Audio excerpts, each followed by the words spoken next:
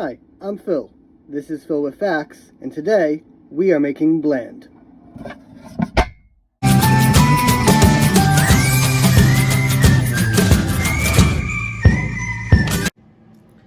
So, what is Blaand?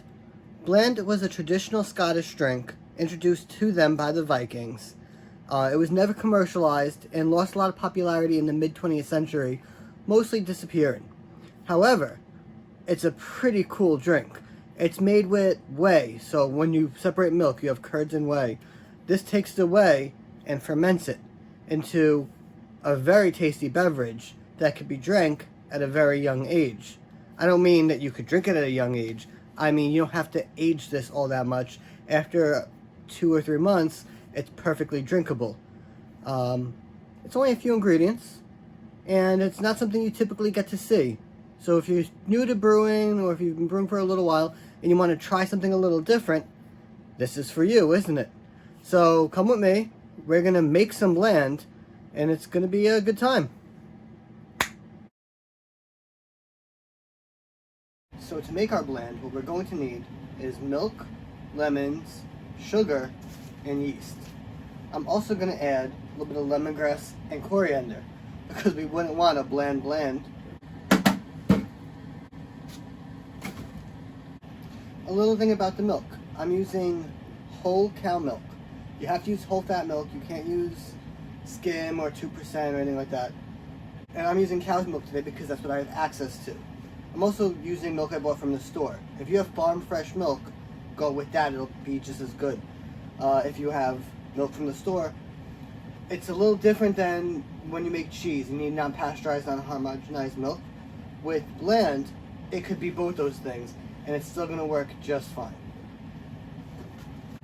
So to make Blaand, we're going to need to separate the curds and whey of the milk. We're also going to need to juice and zest these lemons, cut up this lemongrass, and weigh some stuff out. But let's start. You're going to pour the entire gallon without spilling. And we're not going to be upset when we spill a little bit of it anyway, because you don't cry over spilled milk. Anyway, we're now going to add some heat. You want to bring this to about a medium heat. Stir. And we're not looking to bring this to a boil. We actually want to barely simmer it. We're just looking to bring some heat to it. And in the meantime, while we wait for this, I'm going to get everything else going. Okay, so once you got your milk at a nice little simmer, about 130 degrees, we're going to go ahead and add 2 lemons worth of juice. Turn off the heat. Give it a good stir, and then just leave it for 10 minutes. We're not going to touch it, we're not going to think about it, we're not going to look at it. We're just going to let it sit for 10 minutes. Alright, so after the 10 minutes is up, you now have a separation of curds and whey. So the next thing to do is strain it. I'm going to stop here and just say, at this point, anything that's going to touch your brew has to be sanitized. I recommend Star San, but there's a ton of home brewing sanitizers. Anything that's food grade safe and a sanitizer you can use. But this pitcher was sanitized, the strainer was sanitized, and anything going forward that I will show you will be sanitized, except for, of course, the ingredients. Anyway, we're now going to strain.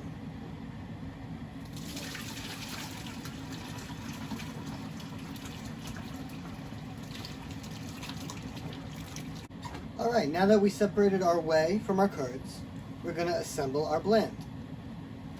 We're going to take a carboy. We're going to weigh 2.5 pounds of sugar, add the rest of our ingredients, and add our whey.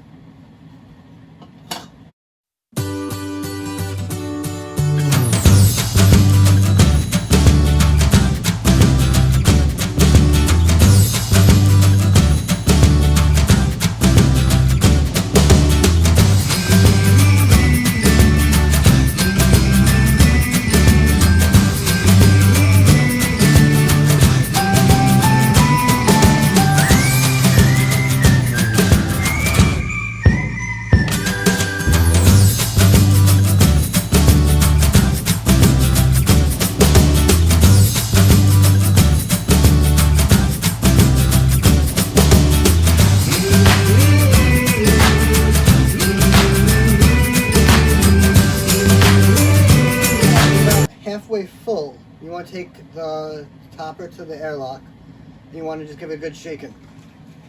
Be careful, because this is hot. You don't want to burn yourself. But also, it's a lot lighter when you only fill it halfway and incorporate the sugar now.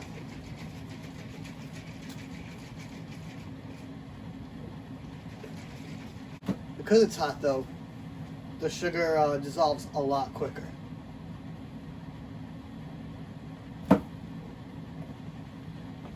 And pour.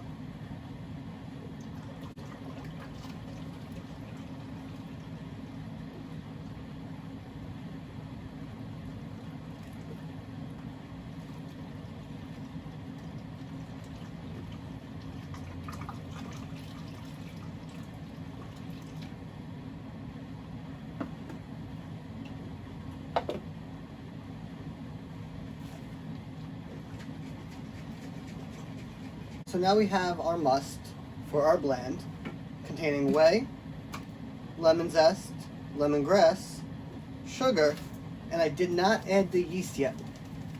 It's important. This is still very hot. If I pour this yeast in right now, it'll die and nothing will happen. So we're just going to put the stopper on and we're going to wait. We're going to let this cool down. It's probably going to take about an hour. I'll see you guys then. And once your must is cooled down enough, you want to take a gravity reading. You do have a hydrometer, right? Because that's why you're homebrewing. Now, you don't want to take the hydrometer reading when it's still super hot, because it's actually calibrated by temperature. And at the 130 degrees, 140 degrees it might have been, you're not going to get an accurate reading. Which means when you take other readings going forward, your beginning number was off, so you don't actually have an accurate reading.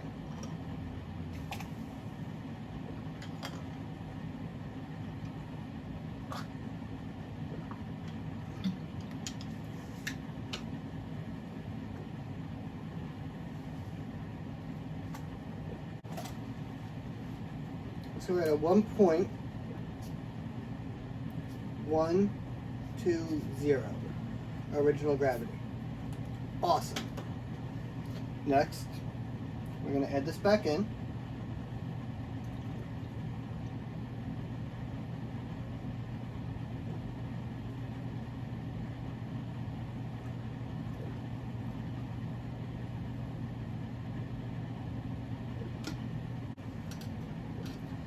Remember, everything's been sanitized, so there's no reason not to add your sample back into the fermenter.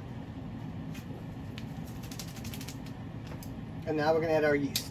I'm using a wine yeast today that goes to about 14%. With my reading, which I haven't calculated yet, it should finish off dry with just a little bit of sweetness left. We're going to do half a packet.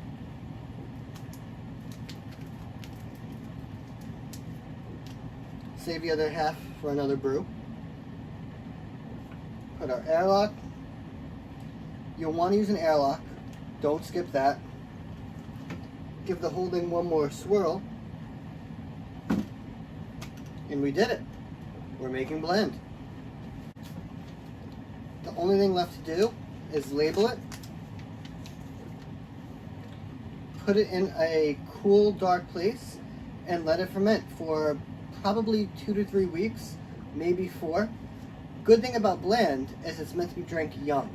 So after the initial fermentation, it's only going to go into secondary for a little while before we bottle and try it.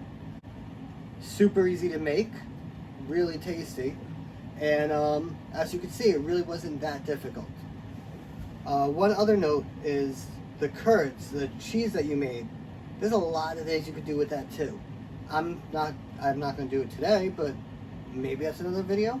Maybe that's something else you could look up and research. Either way, totally worth it. And so here we are at the final facts. What did we learn today? We learned what Blaand is and where it came from. We learned what ingredients it takes to make a Blaand and how easy it actually can be. So, if you're new to brewing, or if you've been brewing for a while and you want to try something different, this might be a brew you want to try out. It's unique. You really can't find it anywhere. And it's a pretty cool thing to say I made it, or I've tried it, or something like that. Anyway, I had a lot of fun. And until next time, guys, cheers.